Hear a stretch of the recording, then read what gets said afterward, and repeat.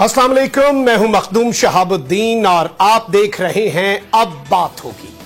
नाज़रीन इकराम, अब बात होगी पाकिस्तान की, उस पाकिस्तान की जिसकी सियासत में इस वक्त हलचल है, जिसकी सियासत में इस वक्त इंतशार है। सियासी अदम इस्तेहकाम ने मुल्क को दिवालियापन की दहलीज पर लाकर खड़ा कर दिया है। अवाम के लिए दो वक्त की रोटी एक ख्वाब बनती जा रही है, लेकिन अरबाब इख्तियार की तमाम तरजीहात एक शख्स को सियासी तौर पर खत्म करने में लगी हैं। इस सब के अंदर सियासत का क्या रुख होगा, मईशत किस तरफ को जाएगी और सबसे ऊपर पाकिस्तान का क्या बनेगा, क्योंकि इस वक्त सबको अपनी अपनी सियासत की फिक्र तो है, लेकिन पाकिस्तान की फिक्र किसी को नहीं है। इसी सब पर बात करने के लिए हमें ज्वाइन किया है माहिर कानून और सीनियर तज्जियाकार अब्बास साहब।